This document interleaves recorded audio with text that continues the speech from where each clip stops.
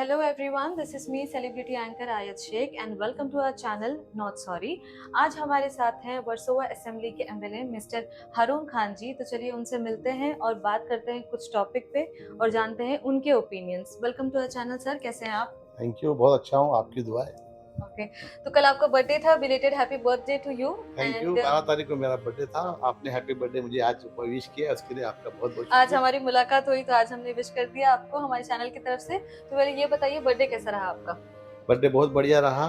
मेरे वर्सोवा विधानसभा के बहुत से कार्यकर्ता और जिन्होंने मुझे वोट दिया, एनजीओज और हमारे जो नेता है वो सारे लोगों ने आके मुझे विश किया और मैं बड़ा खुश हूँ कि इतनी बड़ी तादाद में लोग वहाँ पर आए। हॉल का जो कैपेसिटी थी वो 700-800 की थी, लेकिन 2000 लोगों की भीड़ ने वहाँ पर बहुत ज़्यादा। सर वर्सोवा में आपकी फैन फॉलोइंग है तो उतना तो एक्सपेक्टेड होगा ही। Thank you, thank you. जी। मुझे बहुत खुशी है। तो कुछ सवाल है हमारे जो जनता की तरफ से हैं। तो Yes. पर्सनली लोग आपको ज्यादा जानते नहीं क्योंकि ज्यादा आप इंटरव्यूज करते नहीं हो, इसलिए तो कुछ सवाल है तो उससे जानते हैं आपके ओपिनियंस क्या हैं, ठीक है? So first question is, Versova के हारून खान और एमएलए हारून खान में क्या फर्क है? वर्सोवा का हारून खान और एमएलए हारून खान में फ़र्क ये है कि हारून खान एक ज़मीन से जुड़ा हुआ शिवसेना उद्धव बाळासाहेब ठाकरे इस पक्ष का कार्यकर्ता है और एमएलए होने के बावजूद भी वो ज़मीन से जुड़ा हुआ ही कार्यकर्ता रहेगा। ये दोनों में जो फ़र्क आपको आपको किसी को लग रहा होगा तो आप लोग देखेंगे मेरे काम को देखकर, लोगों को मिलकर आप पूछ सकते हैं कि ना मैं एक साधारण कार्यकर्ता था, तब भी मैं वैसे ही काम कर रहा हूँ और आज एमएलए होने के बावजूद भी मेरा वैसे ही काम है। क्या बात है। सो आगे बढ़ते हैं। हमारा नेक्स्ट सवाल है, अगर पॉलिटिक्स में अगर आप नहीं होते तो दूसरे कौन से प्रोफेशन में होते? लाइक प्लान बी क्या था? मैं पॉलिटिक्स में अगर नहीं होता तो मेरा बिज़नेस है, अभी भी मेरा बिज़नेस है। मैं बिज़नेस में ही होता और मेरा बिज़नेस आगे बढ़ता होता। अब मैं पॉलिटिक्स में हूँ, इसलिए बिज़नेस पे बहुत कम ध्यान रहता है। मेरे फैक्ट्रीज़ है, साकिनाके में है, मुंबई में, धारवाड़ में है, लखनऊ में, उत्तर प्रदेश में है और तीनों जगह पे मेरे जो लोग हैं वो काम कर रहे हैं, मैनेजर्स देखते हैं। एमएलए बनने से पहले मैं देखता था बराबर से, लेकिन एमएलए बनने के बाद में मुझे वक़्त कमी मिल रहा है, बहुत कम वक़्त मिल रहा है।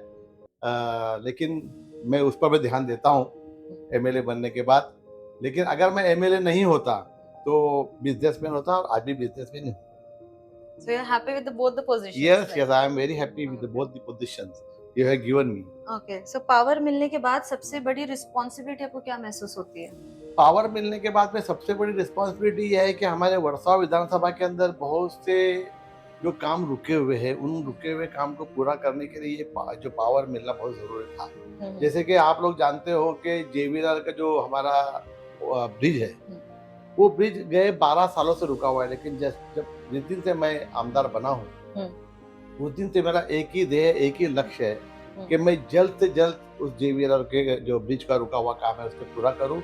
जिस तरह आपने देखा कि हमारे तहत गोरे जो उड्डान पुल है, उसका भी काम बहुत सालों से रुका हुआ था। हमने जीतने के बाद में हम पूरी तरह से उसके पीछे लग गए और उसका भी उद्घाटन किया है।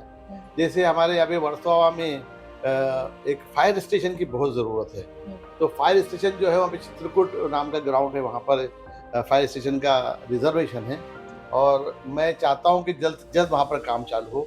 लेकिन वो काम चालू होने के बाद भी वक्त लगेगा, लेकिन उसके पहले मैं अगर लोखंडवाला के लोगों के लिए अगर कुछ छोटा-मोटा फायर स्टेशन का शुरू कर सकता हूँ तो मैं वो उसकी कोशिश कर रहा हूँ। लोखंडवाला में बहुत से रुके हुए काम हैं, वो मैं करने की कोशिश कर रहा हूँ और आगे भी मैं करता रहूँगा।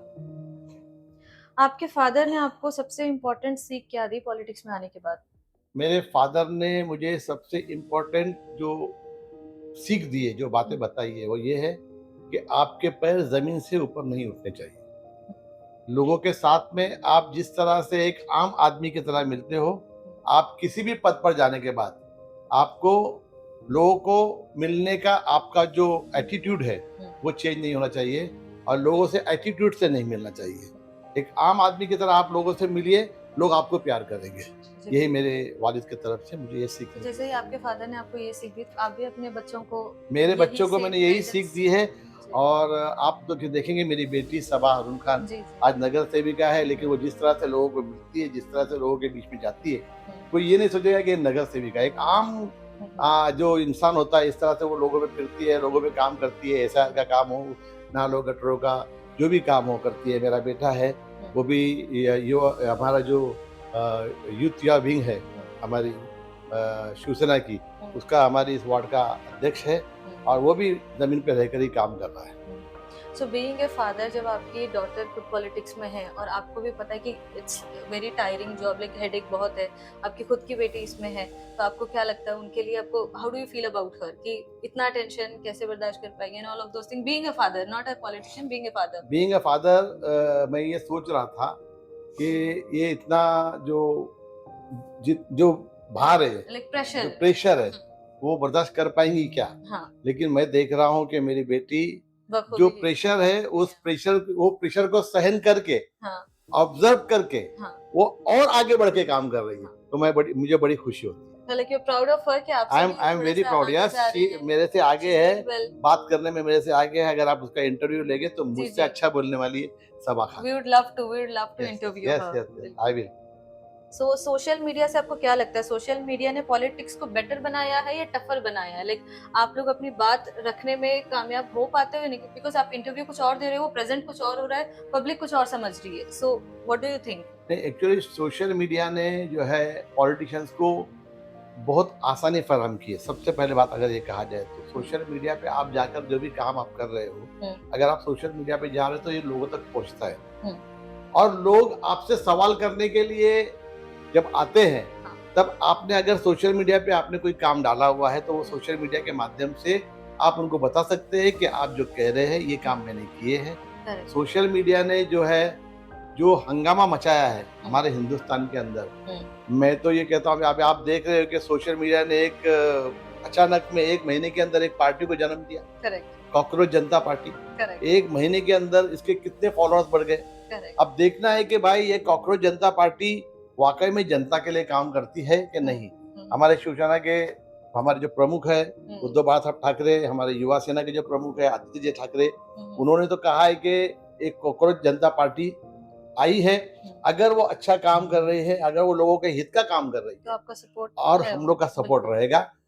लेकिन ये जो पैदा हुआ है कॉकरोच जनता पार्टी, ये सीधे सीधे आपको देखेंगे सोशल मीडिया के ऊपर ही आया हुआ है, और सोशल मीडिया के माध्यम से उसके लाखों जो है व्यूअर्स, उसके जो लाखों जो फॉलोअर्स जो है वो बड़े हैं, और उसके वजह से आज आप देख रहे हैं जहां भी वो जा रहा है कॉकरोच जनता पार्टी, सिर्फ और सिर्फ आपके सोशल मीडिया के माध्यम से ही नौजवान लोग जो है वो उनसे जुड़ते जा रहे हैं। अब देखना है आगे ऊपर वाला हमारे हिंदुस्तान के लिए ये कॉकरोच जनता पार्टी को अच्छा काम करने के लिए प्रेरित करता है या और कुछ।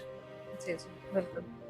सो आपके हिसाब से आज के यूथ में सबसे बड़ी स्ट्रेंथ क्या है? स्ट्रेंथ आपको क्या लगती है यूथ की, और वीकनेस थोड़ा या फिर कंफ्यूजिंग पार्ट आपको क्या लगता है यूथ का कि ये चीज समझ नहीं आ रही? हमारा जो हिंदुस्तान है जी, अगर आप देखने जाए तो युवा हिंदुस्तान है। हाँ। हमारे हिंदुस्तान में यूथ जो है ना वो बहुत कुछ कर सकते हैं। जिस तरह से अगर यूथ ने एक बार हमारा ये पॉलिटिक्स को हाथ में लिया तो मैं ये कहता हूँ कि हमारा हिंदुस्तान वाकई में सुधर जाएगा। 75, 80 वर्ष के जो हमारे नेता है उनकी सोच क्या है, और आज जो यूथ है, यूथ का जो आज का जो जनरेशन है उनका जो दिमाग है वो एकदम इनोवेटिव है। हर चीज को वो सोचते हैं और वो सोचने के बाद उस पर अमल करते हैं। ऐसे यूथ है, और हमारा हिंदुस्तान है वो यूथ है। आज आप देखेंगे हिंदुस्तान में आपको यूथ ज्यादा मिलेंगे, 65% आपको यूथ मिलेंगे। तो यूथ अगर हमारा हिंदुस्तान बदलना चाहे तो आने वाले दिनों में अगर कोई बदल सकता है तो हमारा यूथ बदल सकता है। बिल्कुल। तो ये तो सर क्वालिटी हो गई यूथ की जो आपको पसंद है। एक वीकनेस या कंफ्यूजिंग पार्ट आपको क्या लगता है कि ये जेनजी का ये क्या है, ये मुझे नहीं समझ आता इन लोग का क्या है ये? नहीं, जेनजी जो है ठीक है, जेनजी अभी आपने देखा वहाँ पर नेपाल के अंदर जेनजी हुआ, उस तरह से अगर काम होता है तो वो मुझे मान्य नहीं है, मुझे एक्सेप्टेबल नहीं है। लेकिन अगर वो हमारे हिंदुस्तान के लिए अच्छा काम करने के लिए जेनजी आगे बढ़ता है तो हमारा सपोर्ट रहेगा। एक ये है कि मैं और यूथ लोगों को ये कहना चाहूंगा कि देखिए, यूथ को बहकाने के लिए बहुत सी चीजें हैं आज हमारे हिंदुस्तान के अंदर। हर एक माध्यम से हमारे यूथ को बहकाया जा रहा है। ड्रग्स के माध्यम से अलग अलग ड्रग्स को लाया जा रहा है, उनको उसकी लत लगाई जा रही है। आज कॉलेजों में, स्कूल के बाहर आप देखेंगे आहिस्ते आहिस्ते हमारे यूथ जो है उस लत में फंस रहे हैं। मैं चाहूँगा कि हमारे आज यूथ जो यंग जनरेशन है, जो कॉलेज के जनरेशन है, जो स्कूल के जनरेशन है, जो हमारे आने वाले हिंदुस्तान का फ्यूचर है, मैं ये चाहता हूँ कि आप तमाम लोग इस गलत लानत से आप दूर रहे और जितना हो सकता है अपने वालिदैन, अपने पेरेंट्स के साथ आप इस हिंदुस्तान को आगे बढ़ाने के लिए कोशिश की। सर, आपकी तरफ से पेरेंट्स को आप क्या एक मैसेज देना चाहेंगे कि कैसे वो बच्चों को आज के डेट में हैंडल करें और सोशल मीडिया को एक्नॉलेज कैसे करें, मतलब क्या सही है क्या गलत है सोशल मीडिया? मैं अब पेरेंट्स को यही कहना चाहूंगा कि लड़कियां हैं या लड़के हो, हम जो हमारा जो मुआशरा है वो मुआशरा इस तरह से है कि लड़कों को आजादी है और लड़कियों को आजादी नहीं है। भाई देखिए, आप लड़कों को भी आजादी दीजिए, लड़कियों को भी आजादी दीजिए, इसमें मुझे कोई मैं रोकना नहीं चाहता, लेकिन एक हद तक के आपको आजादी देना है। आपके लड़के रात में कहाँ जा रहे हैं, मोटरसाइकिल लेके आप कहाँ जा रहे हैं, किससे मिलने जा रहे हैं, कितने बजे आ रहे हैं, क्या खा के आ रहे हैं, क्या पी के आ रहे हैं, आप कभी देखते नहीं है। भाई बच्चे का चाबी है, दरवाजा खोलेगा, आएगा, बेडरूम में आके सो जाएगा। ये हमारे वालिदैन का काम है कि हम अपने बच्चों को ये देखें कि वो रात में क्यों जा रहा है, किस काम की वजह से जा रहा है। भाई आजकल बच्चे कैसे हैं, अगर रोकेंगे टोकेंगे तो वो गलत काम में और आगे बढ़ते हैं। रोकिए टोकिए नहीं, लेकिन कम से कम उन पर इतना तो नजर रखिए कि वो कहाँ जा रहे हैं, क्यों जा रहे हैं। अभी आप देख रहे हैं बच्चा मोटरसाइकिल लेके जा रहा है और एक्सीडेंट हो गया और बच्चा अपने हाथ से चला गया। इस तरह के काम नहीं होना चाहिए, क्योंकि बहुत से बच्चे जो है रात में जब फिरते हैं तो उन्हें गलत रास्तों पे लेके जाने वाले गलत लोग जो है वो बहुत ज्यादा अभी फैले हुए। हमारे हिंदुस्तान का जो जनरेशन है वो खराब करने के लिए बहुत से लोग हैं। लड़कियों के लिए मैं यही कहूंगा कि भाई देखिए, सोशल मीडिया वाकई में सोशल मीडिया अच्छा है, लेकिन कई लिहाज से सोशल मीडिया के ऊपर भी ऐसे कई पोस्ट आते हैं जिसकी वजह से लड़कियां बहकती है। मैं ये कहूंगा कि हिंदू हो, मुसलमान हो, सिख हो, ईसाई, मुझे किसी धर्म से कोई लेना देना नहीं। सारे लोगों से मैं यही कहना चाहता हूं कि आप अपनी बच्चियों की जिस तरह से तरबियत दे रहे हो उसी तरह से बच्चियों पे यह ध्यान रखें कि बच्चियां कॉलेज जा रही है या काम पर जा रही है, कब जा रही है, कब आ रही है, किससे मिल रही है, किससे नहीं मिल रही है, अच्छे लोग हैं, नहीं लोग हैं, इस पे आपको ध्यान देना पड़ेगा। सोशल मीडिया तो आज आप देख रहे हैं बहुत बढ़ चुका है, हर एक के हाथ में आज आप देखेंगे कि मोबाइल है। एक छोटे बच्चे के हाथ में भी मोबाइल है। अगर छोटा बच्चा 7-8 साल का बच्चा, अगर आप उसके हाथ में मोबाइल नहीं देंगे तो वो गुस्सा हो जाता है, कुछ भी तोड़ फोड़ कर देता है। कहीं मैंने ऐसे बच्चे को एडिक्ट देखा है, एडिक्ट कि वो मोबाइल के बिना वो उनको चलता ही नहीं, खाना नहीं खाते, सामने रखेंगे। मैं मेरे बच्चों के बच्चे हैं, उनको भी यही कहता हूँ, वो सामने मोबाइल रखते हैं और खाते हैं। मैं उनको कहता हूँ आप जब खाना खा रहे हो वो टाइम मोबाइल कम से कम बंद रखो, ताकि आपका जो खाना है आपके दिमाग से आपके पेट में जाए, उसका पचन अच्छा हो। तो सोशल मीडिया भी ठीक है, लेकिन कई लिहाज से अच्छा भी है और कई लिहाज से उसके जो है वो गैर फायदे भी है। इट डिपेंड्स हम कैसे यूज कर रहे हैं। ओके, सो हमारा नेक्स्ट सवाल है कि आज के जमाने में ट्रस्ट कमाना ज्यादा मुश्किल है या वोट्स? आज के जमाने में ट्रस्ट कमाना बहुत मुश्किल है, वोट कमाना मुश्किल नहीं। आज लोग जो बात करते हैं, अगर कोई वादा आप करते हैं तो उस वादे को निभाते नहीं है। आपने जो भी वादा किया है एज ए पॉलिटिशियन, अगर आपने वादा किया है तो आप वादा किए हैं तो आप उसे निभाइए। आप ऐसे वादे न कीजिए जो वादे आप नहीं निभा सकते, ताकि लोगों का ट्रस्ट आप पर से निकल जाए। वोट जो है, आजकल तो लोग वोट कैसे कहां से खरीद लेते हैं वो तो आपको मालूम है। वोट खरीदना बहुत आसान हो गया है आजकल, लेकिन ट्रस्ट जो है वो इज्जत कमाना बहुत मुश्किल है। सच बोलना या पॉलिटिकली करेक्ट रहना, ये दोनों में से क्या चूज करेंगे आप? सच बोलना। पॉलिटिकली करेक्ट रहना, अगर आप सच बोल रहे हैं तो आप पॉलिटिकली करेक्ट रहोगे। अगर आप सच नहीं बोल रहे हो और गलत जवाब भी आप कर रहे हो तो पॉलिटिकली भी आप करेक्ट नहीं रह सकते। अगर आपको पॉलिटिकली करेक्ट रहना है तो आपको सच का साथ देना पड़ेगा, सच के साथ चलना पड़ेगा। लाइक नो मैटर इसके कॉन्सिक्वेंसेस क्या होंगे। Yes, no matter. अगर आप सच के, देखिए सच्चाई छुप नहीं सकती बनावट के असूलों से, ये खुशबू आ नहीं सकती कभी कागज के फूलों से, ये आपने तो बहुत सुना हुआ है। तो सच्चाई के साथ में जो रहेगा वो सच्चाई ही आगे काम आने वाली है। गलत फैसले आपके काम नहीं आएंगे। करेक्ट। अगर आप अपने यंगर सेल्फ को कोई एडवाइस देना चाहेंगे तो वो क्या एडवाइस होगी? यंगर्स को मैं यही एडवाइस दूंगा कि भाई आप लोग ये जो ड्रग्स है, बाकी जो चीज़ें हैं, गलत चीज़ें हैं, उनसे दूर रहिए। रात को 2-2, अढ़ाई-अढ़ाई, 3-3 बजे तक घर से बाहर रहते हैं, उसे अवॉइड कीजिए। अपने घर में अपने वालिदैन के साथ, अपने पेरेंट्स के साथ में वक्त बिताइए। कहीं बाहर जाना है तो अपने पेरेंट्स के साथ में जाइए, अपने बहनों, अपने भाइयों के साथ में रहिए, उनके साथ में दिन गुजारिए, रात गुजारिए। उनके साथ में जहाँ जाना है वहाँ जाइए। अपने फ्रेंड्स के साथ में जाने के लिए मैं मना नहीं कर रहा हूँ, लेकिन ऐसे फ्रेंड्स आपको करने होंगे जो आपको अच्छाई की तरफ लेके जाए। करेक्ट। बुराई की तरफ जाने वाले फ्रेंड्स से आपको बचना चाहिए। कोई ऐसा डिसीजन जो आपको पहले बहुत मुश्किल लगता था लेकिन आज लगता है कि नहीं सही था, वो सही डिसीजन था? पहले आपको कुछ डाउट हो लेकिन अब यू थिंक कि no, it was right, it was correct.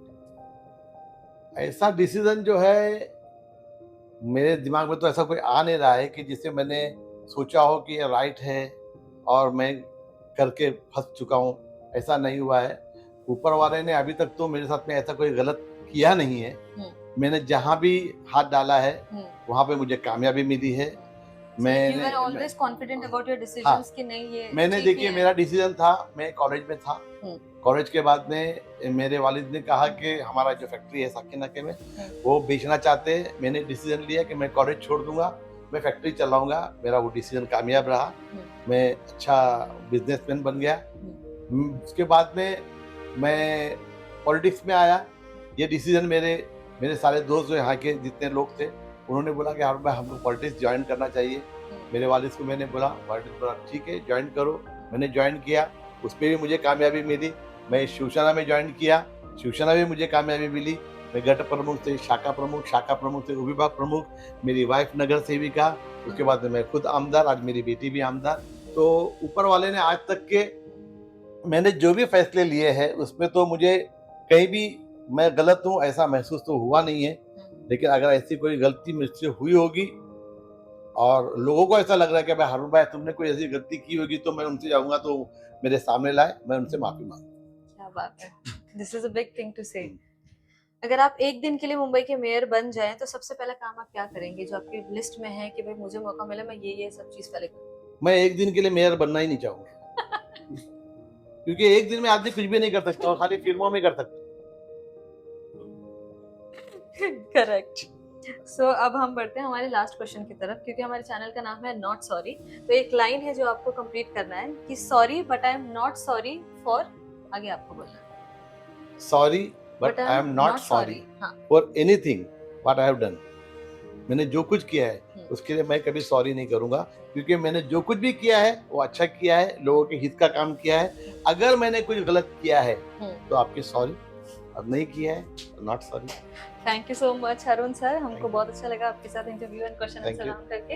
हमारे ऑडियंस के लिए कुछ कहना चाहेंगे, एक लास्ट मैसेज आपकी तरफ से? मैं यही कहूंगा कि आज सोशल मीडिया का दौर है और सोशल मीडिया के दौर में आप तमाम लोग, जिस तरह से मैंने अपने पूरे इंटरव्यू में कहा है, नौजवान आजकल ज़्यादा देखते हैं। और आजकल मैं ये देख रहा हूँ कि नौजवानों के साथ साथ ये सोशल मीडिया हमारे जो ज्येष्ठ है, मतलब 50-60 साल की उम्र के लोग हैं, वो भी आजकल ज़्यादा तौर पे देखने लगे, एक्टिव हो गए हैं। तो मैं ये चाहूँगा कि इसका फ़ायदा सभी लोग ने उठाना चाहिए। अपने यंग लोगों ने अपने पेरेंट्स की बातें सुननी चाहिए, उनके साथ में रहना चाहिए।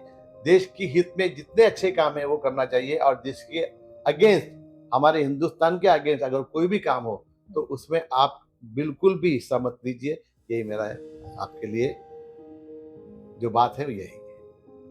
Thank you so very much. शुक्रिया, थैंक यू सो मच।